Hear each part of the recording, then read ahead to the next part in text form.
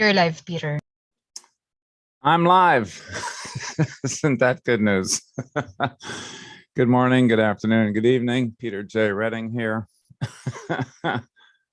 Oh, I thought it's Thanksgiving in the United States this week, so I thought maybe if we have a theme, if we don't really need a theme, but it's all about life. This production and video streaming is about how do you live life? How do you do it consciously, unconsciously? Do you do what you're told? Do you do what's in your belly, in your gut, in your inner being? Allow that to inform who you are and what you do and how you go about doing it. Or is it just sort of a random thing for you? So that's the main theme of the channel right now. Spending Tuesdays with Peter. That's me. And again, Thanksgiving is this week in the United States. And I think every culture around the world has some form of Thanksgiving. Going back to the agricultural societies that grew up, and it was harvest time. And so whenever harvest time is in a culture, there is typically a sense of thanking the gods for a good crop, thanking the gods for the right weather, thanking the gods for the bounty that comes from the earth. I mean, that's the most basic piece of underlying Thanksgiving. I give thanks. I'm giving thanks to those forces, those people, those entities that provide me with the sustenance of life. And that can be certainly at the physical, the nutritional level. But beyond that, I think what about the spiritual level? What about the connection with my creator that gives me life, literally, that created this entity that is embodied in what we call Peter J. Redding, or whatever your name is. So I thought that maybe to be the theme. The tangential theme for this week, as I was thinking about preparing for today, is a sense of what I focus on expands.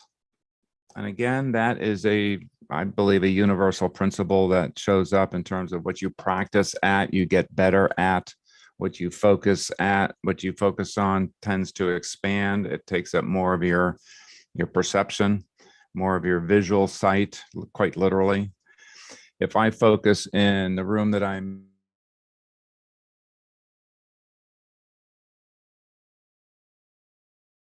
then it seems like it's overwhelming. It's like, oh my God, it's everywhere. It's on a cabinet. It's on my chair over there. It's on the table in front of me. It's in this little table next to me, blah, blah, blah.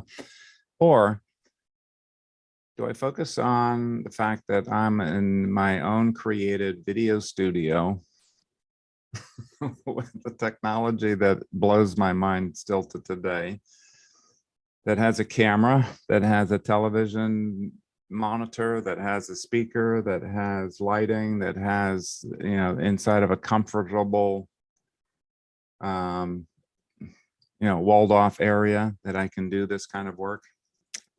And if I focus on that, then it's like, oh, wow. And I get that beautiful picture on the wall over there. And I've got the sunshine and palm trees outside there and through the window and so on. And so what I focus on expands. It's like, as opposed to focusing on that which isn't right yet, or not correct, or I'd like to have more of, or whatever, or I just don't like, then it seems like it's overwhelming.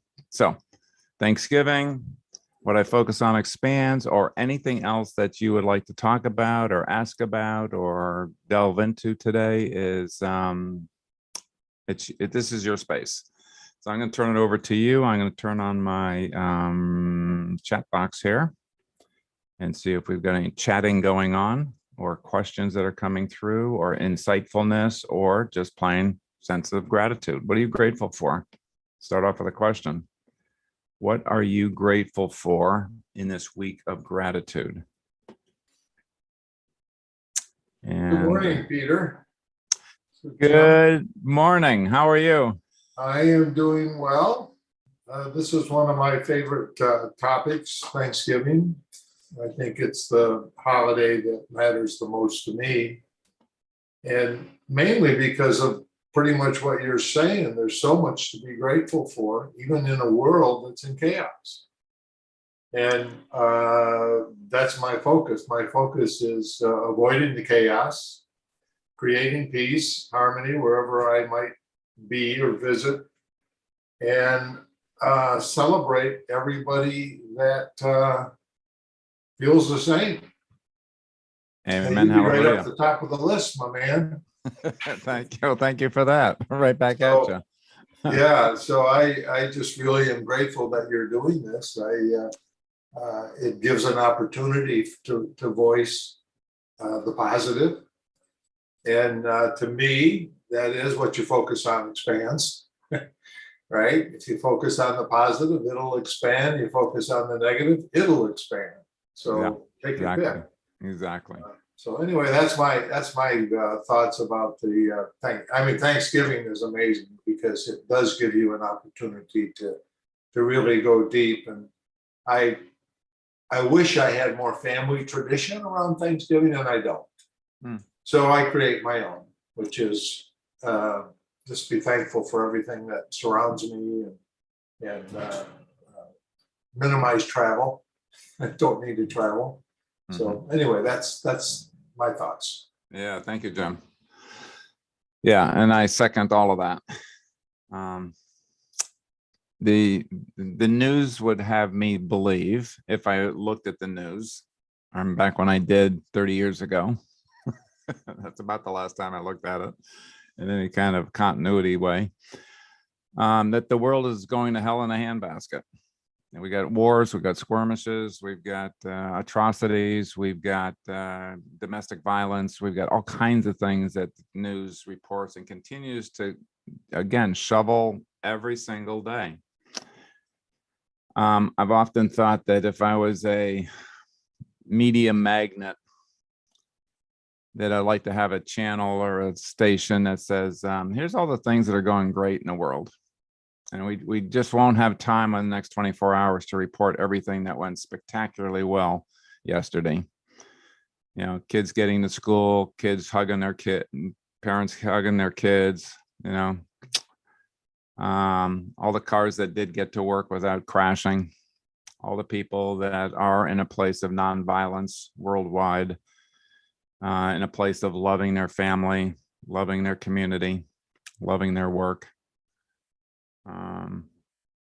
And so I suspect that all the things that is attributed to that the world is in chaos isn't nearly as bad. And again, I'm not looking through rose-colored glasses and denying that that's not happening. I know people are getting killed as we speak right now, unjustly and abusively, and people are not receiving a sense of justice in their locale. They are being discriminated against because of blank, because of color, because of sexual orientation, because of whatever is going on, that the other people in that community say, no, that's not right. I get that that's all going on. I do. And proportionately around the world, I believe, and this is my belief, that 90%, maybe 95% of the world is not in that situation. Now, I could be skewed dramatically because I am a white male American that has had privilege beyond measure. I get that. So maybe it's only 80%, maybe it's only 75%. Whatever that percentage is, I have to believe that the majority, more than 50% of the population of the planet right now is in a good place. Could it be better? Categorically, yes. Do I want to work towards that and advocate for that? Yes, please. Let's have less discrimination. Let's have more justice. Let's have more inclusion. Let's have more diversity in everything and everywhere. Let's be more compassionate to our fellow human being. Yes, please. Yes, please. Yes, please. And again, my strong belief is that begins with me. Am I judging myself first? You know, let's look at self first, because that's my favorite place to start. Am I unjustly judging myself for blank, for not doing enough, for being uninformed, for discriminating against somebody that unconsciously, and it not or the obvious ones, but maybe because they're just too young, they don't know. That's a discrimination. And so clean up my own house first, my own mind. But I love my life. I love who I've become. I love the world that I am living in. And I see evidence all over the place that the world's getting to be a better place. There's more tolerance. There's less judgment. There's more acceptance.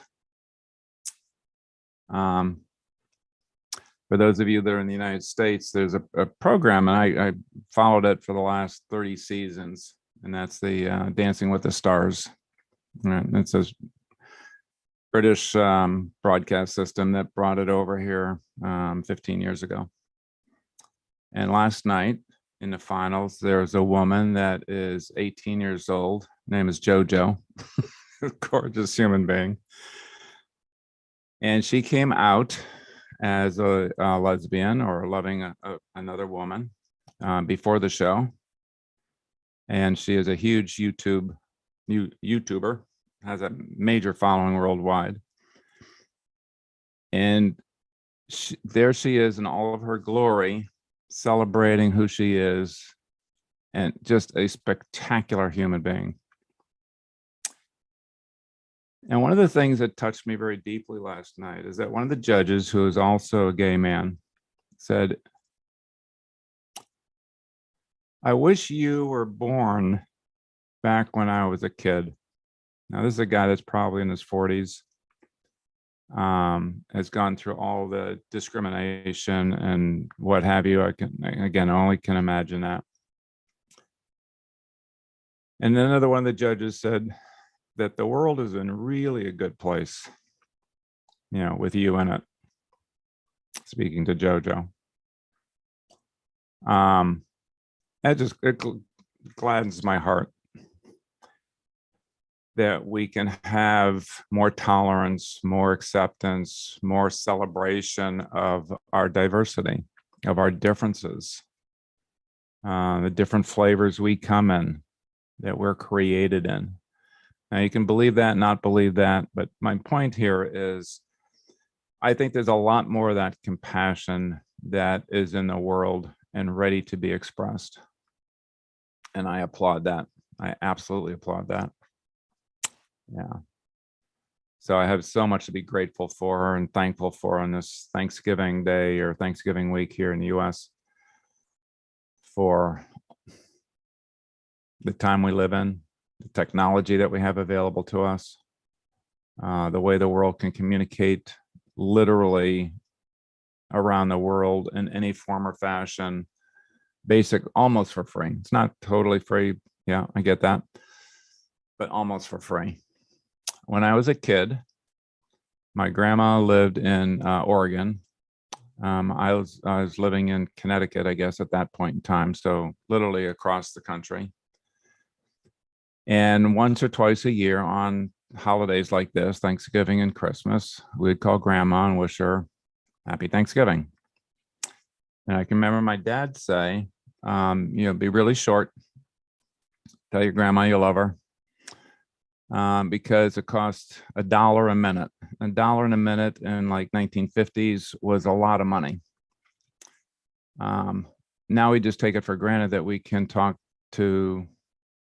I'm broadcasting in color, not even black and white, not just voice, basically for free via YouTube, via this setup. Just love the generation that I am in, and I get to live and I get to celebrate. So enough of ruminations. Who else would like to share? What are you grateful for? What are you grateful for? You can unmute yourself. You can type it in the chat box. You can dance on screen, whatever you like. What are you grateful for? Rajita says, grateful for abundance all around. Healthy body, mind, and people around. Children's hugs, the comfort of a house, pleasures of sleep, food, weather, walks, avenues of spiritual pursuits. Wow. Wow. Can you imagine the entire world celebrating that every morning when they get up? And I'm not talking about the amount. This is not whether I'm living in a, living in a huge house, if I have a roof over my head, or keeping something that keeps the rain off of me when I'm sleeping at night. Wow. Even the Peter, even the cozy bed and the blanket and the pillow, and how you just enjoy the pleasure when you wake up in the morning. You have the lovely eyes to just see all around the world. Amen. And the smell and the feeling of the breeze, each and everything. There's so many things to be grateful for that are already around me. Again, regardless, that are already around me. Alana's got grateful for my well-being, loving and supportive family and friends, multiple means of spiritual nourishment, ongoing connection with Coach for Life community. Thank you for that, Alana. Talk about a bright young star. Alana's the epitome of that for me. She's bright. She cares about her people around her. She's an amazing coach. Absolutely an amazing coach. Caring and compassionate. God bless you, Alana. Thank you so much, Peter. My pleasure. What else are people grateful for? Maybe something that aren't obvious.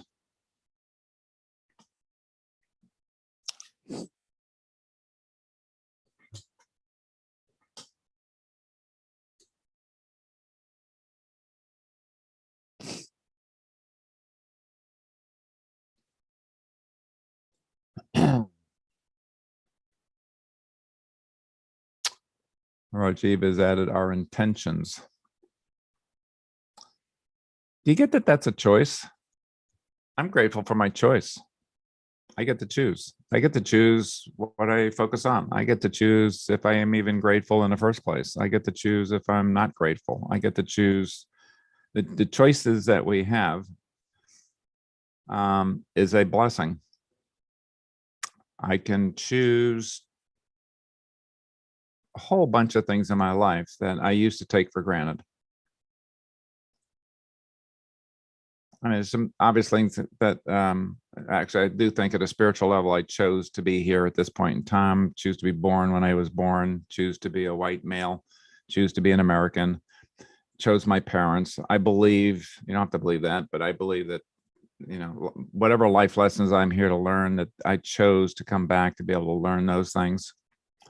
And I chose the time, the place, the decade, the generation, and so on and so forth. But even beyond that, let's assume that you can't choose those things, that you just, you dropped on the planet and you happen to be in a, Indian culture, you happen to be female. You happen to be in the generation that you were born into. There are so many things that I can choose beyond that. I can choose my beliefs. Now, take that one in for a second. I can choose my beliefs. Yeah. Now, early in life, when I was basically unconscious, I won't go into that because most of you have heard those stories already. But around the world of beliefs, I thought beliefs were hardwired, that they were, you can't change a belief. What I have since found out in the second half of my life so far is I can change a belief, even what I've considered a core belief. I am at choice. The incredible power that comes from that concept has changed my life. Not could change my life, but has changed my life.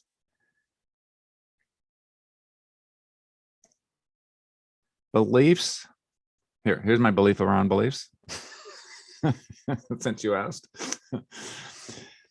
is that the embryo of most of my beliefs early on were adopted from family, culture, the soup that I was born into, the mass media, television, music, newspapers when I used to read them.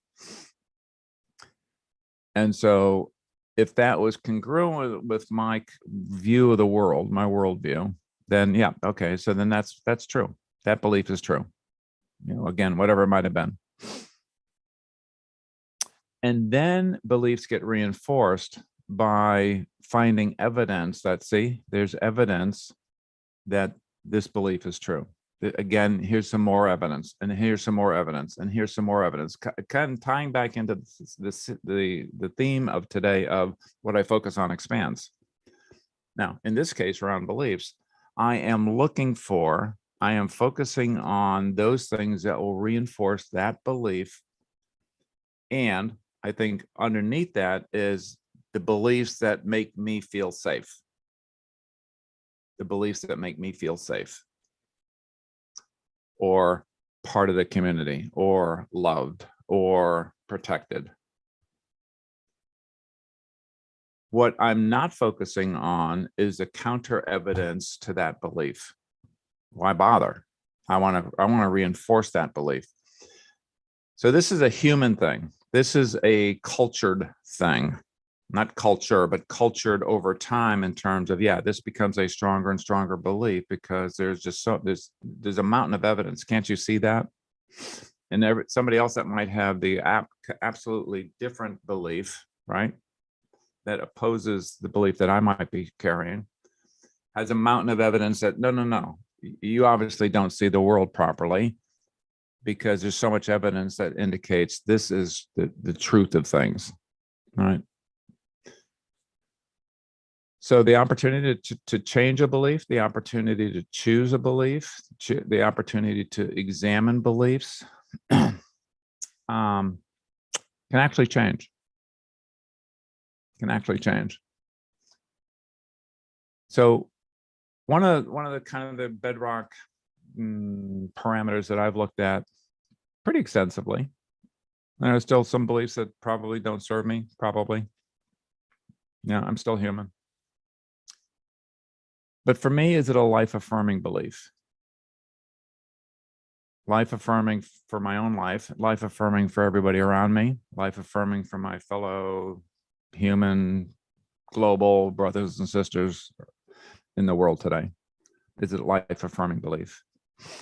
Or is it a life-limiting belief? Yeah, it only applies to the good people. However the hell you define that one for yourself. That's life-limiting, because it's saying it applies to you, but it doesn't apply to you, and you. Definitely life-limiting, which tells me, in terms of my way of working through and working with beliefs specifically, is this one needs some more examination, Peter. It's not totally inclusive. It doesn't open up the opportunity to celebrate someone that is not this or is different than this. Yeah. Love that conversation. We could have a conversation on that for a week.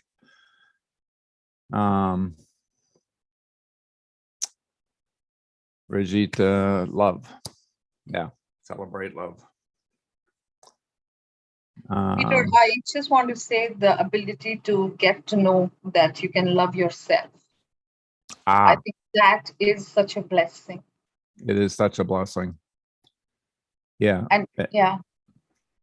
Say more about that. I mean, I could talk about that one again for another week, but what about that sense of self-love, self-acceptance, self-appreciation, all of those things? Yeah. Because, yeah, like for me, if I take myself, I mean, I was so confused about it for most time of my life, whether I'm right or wrong, what he's telling me, what she's telling me. Maybe I'm in self-doubt, Mm-hmm. So I think that ability and that inner work that you do, that you finally actually, the light shines on you and you realize that, okay, how much you can love yourself. And only then I think you remain happy to love others and give joy to others. That is such a blessing. And one of the reasons for me, at least, to be here is aspire to be the coach is that I see so many people struggling with this. So many people. That's also my experience, both personally and with the people around me. That yeah, for the first 37 years of my life, I didn't know if I had the capability of love. That's where I was. Certainly not, and certainly not for myself. In the last 30 years, I have fallen in love with myself, my core self, my true self. And it's been an incredible blessing. I wouldn't be able to do what I'm doing right now if I hadn't. Plain and simple. I'd be hiding under,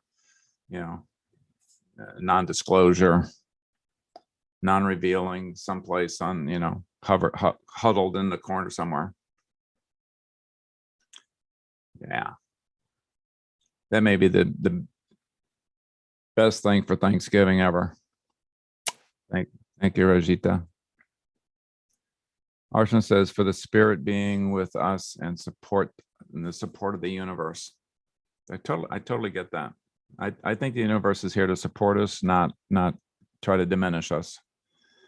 It's not in the nature of a creator to want that which he, she, they created to be denigrated. It's just not in the DNA. It's not in the philosophical love of a creator's creation. So if whoever you believe is a creator of you, Mother, Father, Earth, God, Jesus, Buddha, Muhammad, Krishna, whatever that name that you ascribe to that spirit, it's not in the nature of a creator to not love, to not want it to see it flourish. Again, my belief, strong belief, but I believe that is maybe the ultimate of the life affirming belief. It's part of the universe for people to meet and learnings from them. Yeah. Thank you for that. Arshna, another huge visionary light in the world. So glad I met you. To be grateful for waking up light in the connection with my family, my health, my continuous great discoveries of amazing self each day, be it good or bad days. I love that. Yeah, discoveries of my amazing self each day. And you are. I know her personally. And she is an amazing, awesome, fabulous human being that is discovering how magnificent she is even more and more every day. I love that. Love seeing people falling in love with themselves. And this is not hubris. This is not bragging. This is not what my mother feared most of, patting yourself on the back and, don't break your hand, patting yourself on the back. I can hear her voice right now. And that was the environment that she grew up in, very Germanic, very, we work hard and we don't expect a lot from it. We certainly don't expect any thanks. And it's certainly not tolerated to thank yourself or be a braggart. I mean, she had all this negative programming when she was a young girl growing up. And that was her philosophy. So she obviously didn't want that for her beautiful children. So don't pat yourself on the back. You'll get a big head. If you have to brag, then it's not worth bragging about. There's all kinds of messages that I was brought up with. And what that denies the human existence or human experience is that the gloriousness of again, what she would say, God's creation. And so there was a dichotomy of, it's okay for God to love me, but I can't love myself. It's that never quite fit for me. Well, the other thing, Peter, and I think you touched on this another time I was on a call, is one of my biggest challenges when it came to self-love was others' opinions. Yeah. In other words, if I bought somebody else's judgment, hook, line, and sinker, I could feel pretty bad about myself. Even though there was no evidence that they were right, it was just an opinion given. But growing up in a large family, opinions come from every direction. And when I think you said something about, those people are fine, I just don't need to hang out with them. And I really, and that was a monumental moment for me to hear you say that. And I am in total alignment with it, but afraid to admit it. Now I'm admitting it. So thank you for that. Yeah, you're welcome, Jim. Here's where opinions hurt, is that if I don't really know who I am, then I'm grasping for the outside world to help define, determine, label who I am. And I'm desperate for that reinforcement from the outside world.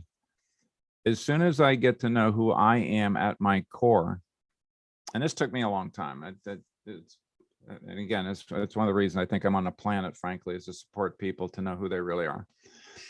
But until I knew that, then I was desperate for approval. And what came with approval, or the desire or the openness to approval, is all kinds of opinions on who I was, who I wasn't, who I can't be, who I shouldn't be, how I'm supposed to show up in this kind of an environment, this kind of a social activity, this kind of work and environment, all the rights and wrongs, all the rules. And again, like you say, everybody else's opinion. There is a part of a course that we teach, and the Living the Standards of Presence, is to be free of the good opinion of others. To be free of the good opinion of others. And some of it's well-meaning. They don't know any different. And some of it's malicious, like, right. I mean, that comes, with all opinions, under the classification of opinions. But it's somebody else trying to define who I am, or how good I am, or what I'm doing that's right or not right according to that person's beliefs, guidelines on living, et cetera, et cetera. So yeah. There's a title of a book by a woman that is from San Diego. I think she's San Diego. And it was like, what you think of me is none of my business. Is that a great title? I don't think I've ever read the book, but I love the title. What you think of me is none of my business. And it's there's different ways of getting at this. And if I get, here's the benefit that comes out of this, by the way. All right, so here's like a little teaching moment. That if someone has shared an opinion or a belief about who I am or what I'm doing that's right or wrong, then and it bothers me. And it bothers me, then there's some truth to that I'm let in and saying, well, maybe they're right. And that's an indicator to me that I have work to do on that area. It doesn't necessarily mean that it's true for me or about me, but if it rankles, upsets me somehow, how dare they? And if I start getting outraged at any level of energy, then there is something in that is touching a judgment or a belief inside of me. It's like a little tuning fork. It goes ding, and it goes right through to my marrow of my being. And there's still part of that that maybe I believe about myself, or that I have a judgment. And so it's, again, for me now, thank you. Yeah, it's like a little, okay, so there's more to do here. There's more to work on. There's more self-development work that I have in front of me, Peter. Thank you very much. And so, okay, bless you, person, for saying that to me, even though it's not true, or mostly not true for me. There's still an element of something that you said that is upsetting me. So just write it down on my list. In coaching, I say there's a little list next to my clients folder of my stuff. It actually says my stuff on the top of it. Okay, so my stuff, something around blank. So thank you for the reminder.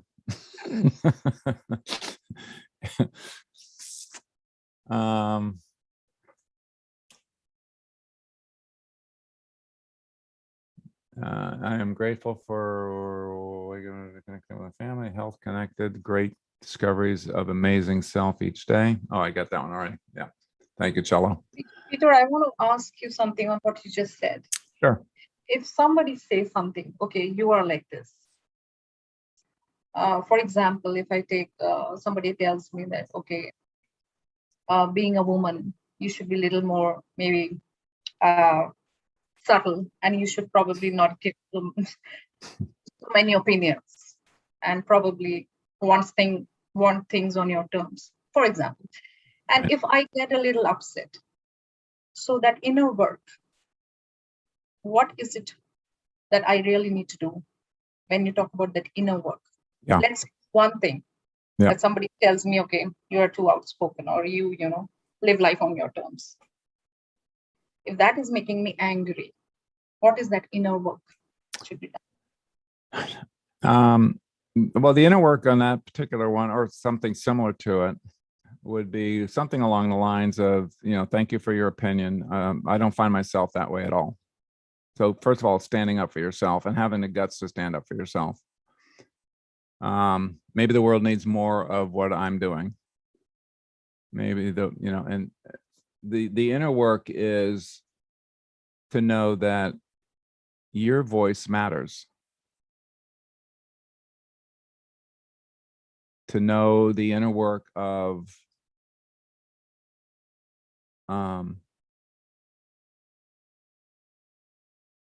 I am here to voice my voice to make the world a better place. And if I were to follow your advice, your opinion, that I am more outspoken than you're accustomed to from a Indian female,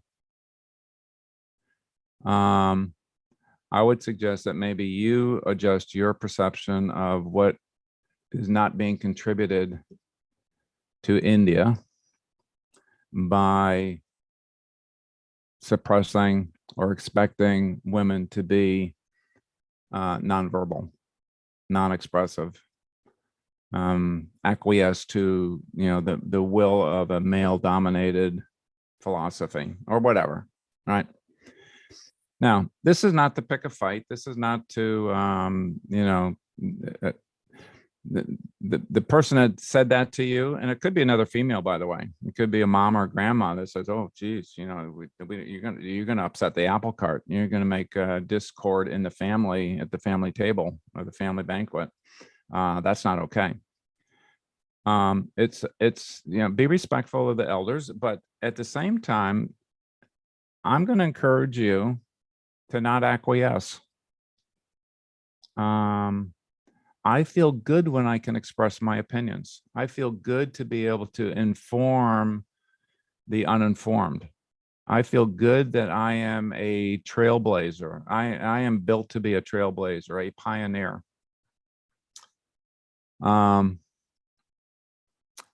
In a life-affirming way, not in a radical, life-limiting way. But hold your ground. Am I willing to hold my ground? Am I willing to be fully expressed? For a long time in my life, I wasn't. It scared the hell out of me. So there's a lot of inner work that can take place there. Thank you. Yeah. What landed for you, Rajita, if anything? I actually, yeah, knowing myself and believing in myself, because for long I did not. But for many years that I started this spiritual journey of mine, Mm. it took some time to get to that point that it really doesn't matter much. But as you said, holding my ground, believing in myself, and still carrying on my path. Yeah. And believing in who I am, in Yeah. my full authenticity and vulnerability, both. Beautiful. Yeah. Yeah. Quite beautiful. Thank you for being you. And thank you for becoming more of who you are and who you were created to be. And I'm so happy doing that, which I was not earlier, of course, when I was not being myself. Yeah. Yeah. There's no fulfillment in not being yourself. Yeah, absolutely. You can be comfortable. You can be middle of the road. You cannot upset the apple cart. You won't rock the boat. But that none of those things speak to the inner fulfillment of the human soul. Yeah, absolutely. Well done. Thank you. Well done.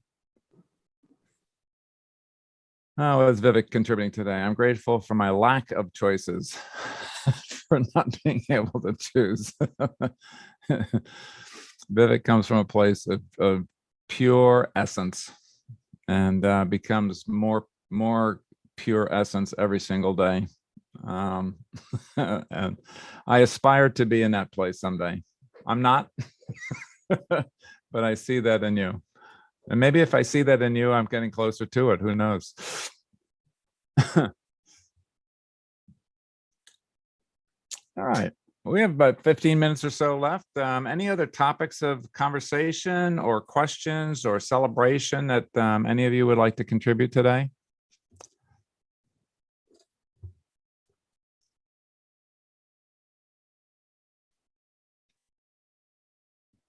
Hey, Peter, this is Alana. Hey, Alana. Hello. I just wanted to share more to Rajita's question around what the inner work looks like, because it kind of sparked something for me. And what I would say is whenever there's a statement that is said to me that riles me up, I know it's a signal for me that even if not in that moment, I may be like, oh, that doesn't feel fair. Like it's something that I've used against myself. And so that's why it hits so hard. Right. And so the inner work for me looks like being honest about noticing when I do that to myself. When have I said that? When do I really sometimes, beat myself up with that statement or something like that? So for me, that's an indicator of like, oh, that's why it hurts when that's said or something like that. So just what I would add with my 2 cents there. I love that. Yeah. Because anything that's kind of just below the surface inside of me that somebody kind of, calls out, it's like, how dare they? Yeah. And that's a sure indicator of, okay, so yep, some more work here and more forgiveness of myself, less judgment of myself, and coming back to what I would consider my, again, core self. Yeah. Because if someone comes up to me and says, hey man, you're green, and I don't like green people, I'm like, okay. Right. I get it, and thank you for sharing, but it's like a water off a duck's back. It has no relevance to my self judgments about myself, or that green people are any worse than white or black or green or yellow or brown or whatever, right? The things that hurt are the things that I kind of harbor inside and going, geez, I hope nobody finds out that I'm blank. Yeah. It's that what stings, I suppose, is that, oh my gosh, someone else thinks it too, is what gets me. Or worse, they can see it. And now they can use it against me. And now I become, again, all of a sudden unsafe. Yeah. And I think as a creature, human creature. I want to be safe. I want to feel safe. And I always thought, again, if I were to paint a picture of me at 27, 35-ish, in that era, those stages of my life, it would look like a nuclear reactor. Mm. Thick, thick, thick walls that will not allow anything to go in or come out. Mhm. Because I was germinating inside with I'm going to say the demons, right? Just for the sake of a label. Mhm. And I dare not let those things out because there's no telling what devastation that would cause, right?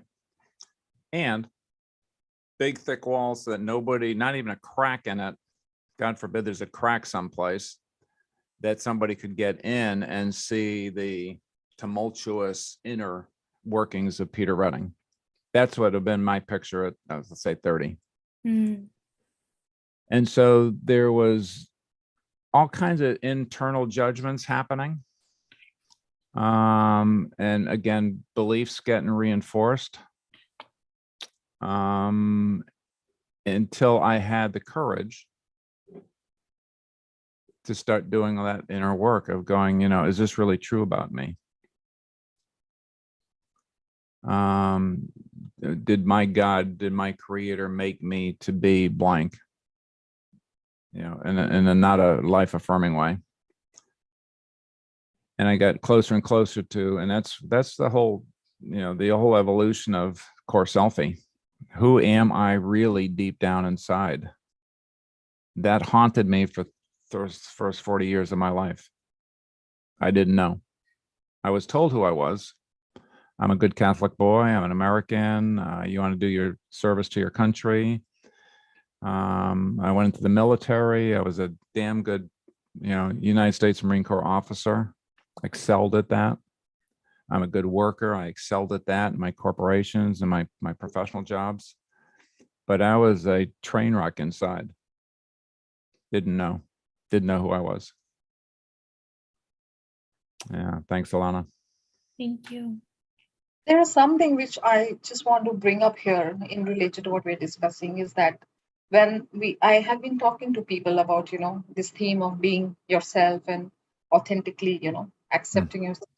But one question which comes over and over again is that, oh, how is that possible? Because if I become myself, I will lose so many people. My groups, for example, my sister who stays in the US and she's US citizen and she's like moving around in her ethnic groups mostly. Mm-hmm. And she wants to be, but she says, how can you say that? If I become me, I'm going to lose the community because Right. most of them are superficial. And Yep. somebody else mentioned the same thing to me. So there I get a little stuck in terms of explaining to them that, okay, what if you lose people, the superficial living or relationships? They fear that. Yeah. Yeah. No, I get that. And again, I lived that life for, like I say, many, many years of comfort and non-confrontation was more important to me than knowing who I really was. For the same reasons as you just shared. I could lose my job. I could lose my my family members might start judging me or not, coming to Thanksgiving dinner with me or not inviting me to Christmas or, kids' graduations or blah, blah, blah. All the stuff that is lovely. And there's a lot of things about that that's not lovely. I heard recently somebody that had the same apparent, the one that trained my mom, had also trained his mom, and he was from a different country. And he said, it's kind of like family. It's like fish. After 3 days, they start stinking, something like that effect. So you have to be willing. This is a courageous journey. I keep saying that. Self-discovery, self-acceptance, lack of self-judgment. In terms of the negative things that are inside of you, inside of me.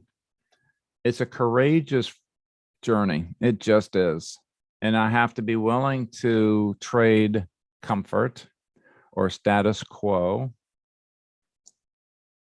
in order to realize who I really am, to contribute who I really am, to be on the, you don't have to be on the world stage. I mean, this could be, you know, it could be within a family unit. And I didn't know, and they don't know that it is a healthier, more vibrant, more fulfilling life on the other side of comfort. And the paradox is I have more comfort now than I did when I thought I had comfort. It was a sense of false comfort. It was a sense of faux, F-A-U, F-A something, faux, F-A-U-X, comfort. It looked like from the outside world, oh, he's got it made. I had a house that was worth $250,000 when I was probably 27, 29 years old, something in that range, way beyond what I had ever imagined possible when I graduated from university.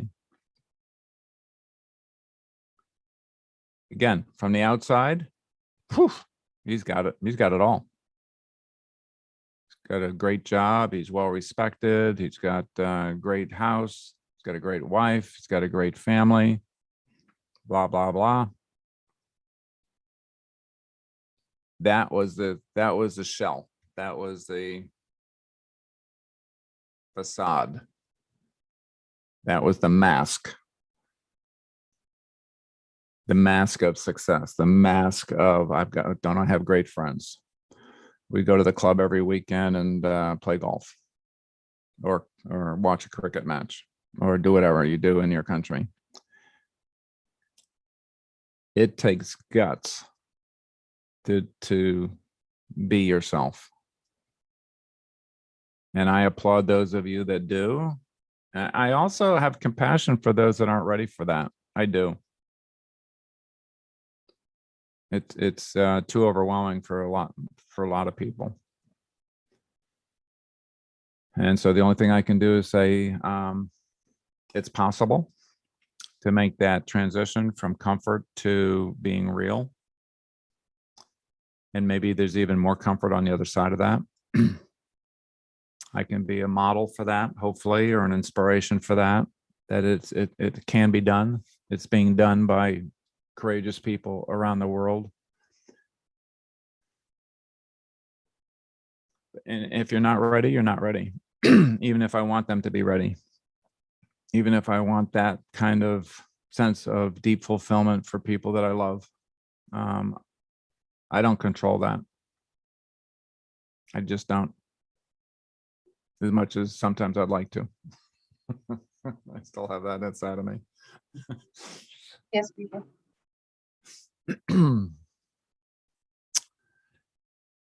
Any final thoughts, any final words, any final celebrations of gratitude for anything in your life that you'd like to share before we close out today? I'd say something, Peter. Hey, Vivek. Bye. But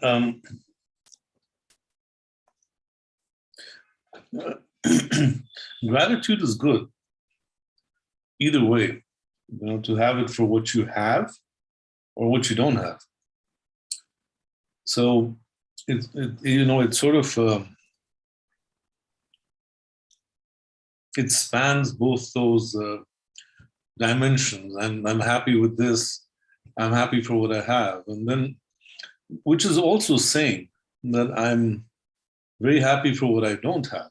After all, if someone says I have a peaceful home life, he's also saying that I don't have a complicated home life, So I find that very elegant about gratitude, that it cuts across both. And well, that's it. Thank you. Our resident philosopher that is, yeah, I so appreciate your brain, your consciousness, Vivek. I really do.